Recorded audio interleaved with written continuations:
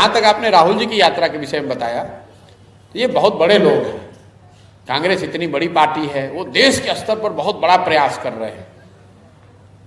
हम लोग, हमारे लिए किलोमीटर करना, उनका एक फिक्स रूट है, उनको 3500 किलोमीटर चलना है और 3500 किलोमीटर में उन्होंने कन्याकुमारी से कश्मीर तक पहुंचना है और उसको वो करीब 6 महीने में कर रहे हैं, 180 दिन में करेंगे। आप देख रहे हैं कि मैं जो कर रहा हूं पदयात्रा, मेरे लिए किलोमीटर का कोई महत्व नहीं है, मेरे लिए दिन भी फिक्स नहीं है। मैं पश्चिम चंपारण में, पूर्वी चंपारण में 25-25 दिन मेरा अनुमान था कि हम यहाँ आएंगे, 250-300 किलोमीटर चलना पड़ेगा। हम ऑलरेडी 1000 किलोमीटर चल चुके, 100 दिन हो गए यहाँ।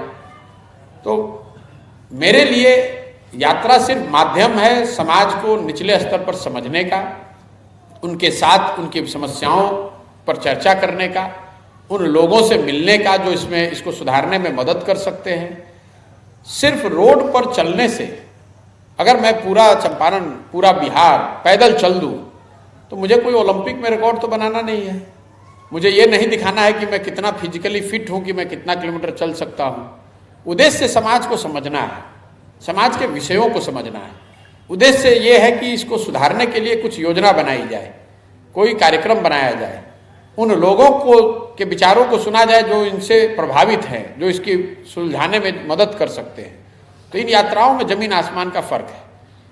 और तीसरी एक जो महत्वपूर्ण बात मेरे नज़रिए से है, बहुत लोगों के नज़रिए से नहीं है, मैं ऐसा समझता हूं कि जीवन में आप कुछ भी, उसमें ईमानदारी और शुद्धता बहुत जरूरी है।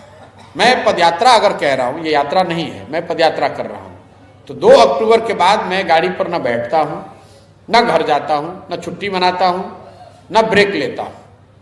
यात्रा ये कंटिन्यूअस यात्रा है, मतलब एक बार शुरू किया है तो जब खत्म करेंगे तभी रुकेंगे। ऐसा नहीं कि आज 1 जनवरी आ गया तो 2 दिन फिर दिल्ली चले गए, फिर वापस आए और वहां से यात्रा शुरू की। ऐसा भी नहीं कि कुछ दूर गाड़ी पर चले, फिर गांव आ गया तो उतर के पैदल चलने लगे। अब इन बातों का कोई राजनीतिक महत्व नहीं है कि भैया अगर मोटरसाइकिल पर बैठ के गाड़ी पर चल के 4 गांव घूम लीजिएगा तो उसमें दिक्कत क्या है, पदयात्रा तो चल ही रही है, बगल गांव में मोटरसाइकिल बैठ के चल के देख लीजिए, मतलब कुछ नहीं है उसका।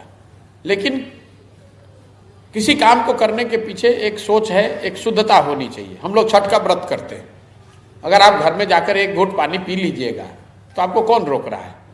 लेकिन आप व्रत इसलिए कर रहे हैं कि आपकी भावना है कि उस व्रत की ताकत ही इससे है कि आप कितनी शुद्धता से इसको करते हैं।